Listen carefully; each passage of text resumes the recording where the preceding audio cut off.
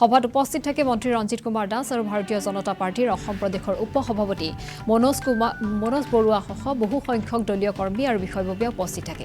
সভাখনত আশীৰ্বাদ যাত্ৰাৰ কাৰ্যসূচী, সংগঠনমূলক প্ৰস্তুতি, জনসংযোগ ব্যৱস্থা আদি বিষয়ত বিস্তৃত আলোচনা কৰা হয়।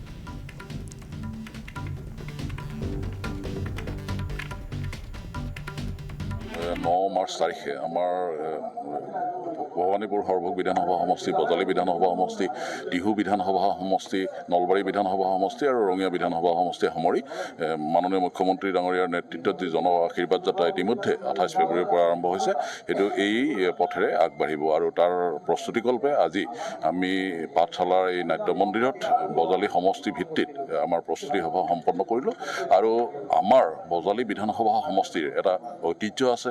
সেই তাহানিৰ যি অসম আন্দোলন, সেই অসম আন্দোলনৰ পৰৱৰ্তী পৰ্যায়ত যি বিধানসভা নিৰ্বাচন অনুষ্ঠিত হৈছিল, সেই বিধানসভা নিৰ্বাচনতো অসমৰ জনসাধাৰণৰ প্ৰত্যাশিত ধৰণে পূৰ্বৰ পাটাচাৰগুচি বা বৰ্তমানৰ বজালী বিধানসভা সমষ্টিৰ ভোটাৰসকলে এক ইতিহাস সৃষ্টি কৰিছিলে। আৰু আগন্তুক সময়ছোৱাতো মাননীয় মুখ্যমন্ত্ৰী ডক্টৰ হিমন্ত বিশ্ব শৰ্মা ডাঙৰীয়াৰ হাত শক্তিশালী কৰাৰ কাৰণে অহা 9 মাৰ্চ তাৰিখে বজালী বিধানসভা সমষ্টিৰ ৰাইজে এক ৰায়দান দিব বুলি আমি দৃঢ়ভাৱে বিশ্বাস কৰোঁ। আৰু বিশেষভাৱে বজালী বিধানসভা সমষ্টিত যোৱা 5টা বছৰত মাননীয় মুখ্যমন্ত্ৰী ডাঙৰীয়াৰ নেতৃত্বত আৰু আমাৰ স্থানীয় বিধায়ক ডাঙৰীয়াৰ জৰিয়তে যি এক ব্যাপক উন্নয়নৰ মুখী যাত্ৰা আৰম্ভ হৈছে, তাৰ কাৰণে বজালীবাসী ৰাইজ আন্তৰিকভাৱে কৃতজ্ঞ। আৰু সেই কৃতজ্ঞতাবোধে নিশ্চিতভাৱে মাননীয় মুখ্যমন্ত্ৰী ডাঙৰীয়াক অহা 9 মাৰ্চ তাৰিখে বজালীবাসীয়ে আন্তৰিকভাৱে আদৰণি জনাব। মুখ্যমন্ত্ৰীক আদৰিকমভাৱে আদৰিবলৈ সাজু হৈছে বজালীবাসী আৰু গাঁৱে গাঁৱে গৈছে।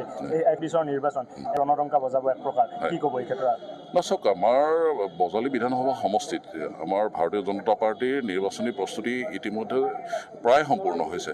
আমি পৃষ্ঠা প্ৰমুখ পৰ্যন্ত নিযুক্তিৰে আমাৰ সাংগঠনিক যিটো গাঁথনি, সেই সাংগঠনিক গাঁথনি আমি সম্পূৰ্ণ